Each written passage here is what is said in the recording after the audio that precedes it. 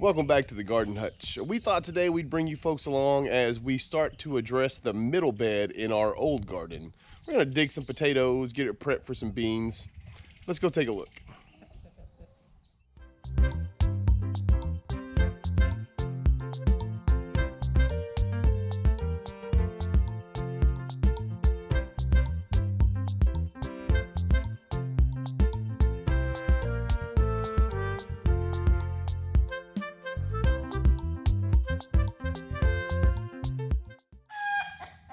So my biggest objective for this year here on the homestead was to maximize my growing space. Last year I felt like I left a lot of stuff on the table when it comes to room to grow, different vegetables I could have tried, and the amount that I could have grown during the growing season. So today I want to bring you all along. We dug the potatoes yesterday. We'll take a before and after look at the beds here, kind of let you know what we're going to do ahead of time, how many potatoes we got, and how we plan on using this space going forward to maximize our food security. Let's go ahead and take a look. So before we started digging, we just wanted to show this quickly.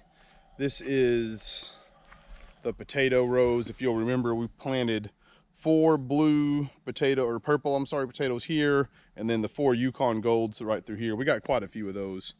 We have no idea what to expect, but through here we have red and white potatoes, or russets, whatever you want to call them.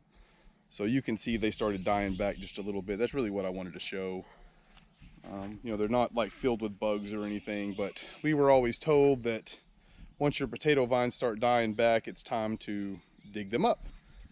We've been anxious to do this. We also had this earmarked for this time in June. In fact, really on our calendar, it says to do this on Saturday, but we are way too excited to get them out of the ground, to be honest, to wait till then. So we'll come back and we will show you all what we get afterwards. Just as a note real quick, I don't know if you can tell or not, but this is the line of demarcation, so to speak. Past that is the last of our spring greens. So we'll dig right up here to potatoes. We'll take them out and see what we come up with. So as you can see, these are the red and russets that we dug up. Grand total for all the potatoes in the old garden, it came to 51 pounds, which was just short of Leslie's guessed 54 pounds of potatoes. So after we dug all of the potatoes, we came out and we added a nice balanced granule organic fertilizer to this row.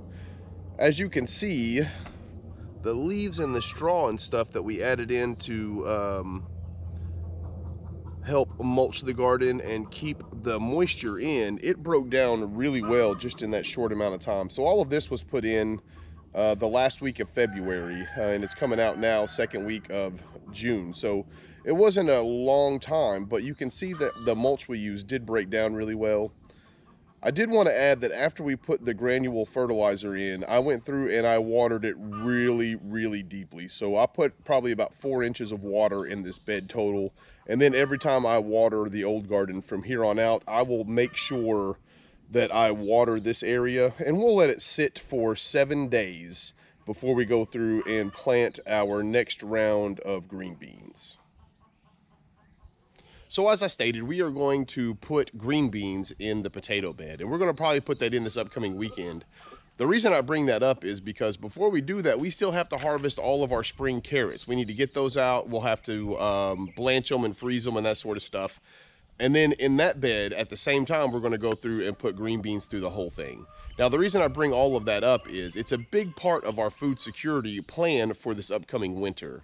We've never successfully grown enough beans to can, but when we sat down to do our summer garden plan, that was something that Leslie and I decided we wanted to put a little bit more attention to this year. So the idea is we went ahead and dug up the potatoes and we cured those. We'll have those for the summer. We're going to dig the potatoes up in the next couple days, and we'll have those blanched and frozen as well in the freezer. We'll go through, do one mass planting of green beans, with the whole goal of those green beans being to put those in cans and in the cupboard for the wintertime. We will also do some succession planting with the other portions of green beans that we have in the old garden. We'll just use those for, dinners throughout the course of the summer. The real thing I want to concentrate on, though, is getting as many green beans as I possibly can so that I can put a lot of them up for the winter. Well, it's an exciting day for us, and we appreciate all you folks for hanging out with us. If you haven't, do me a solid and hit that subscribe button down below. It really does help us out with our goals here on the YouTube channel. Till next time, I hope everyone takes care of themselves. Peace.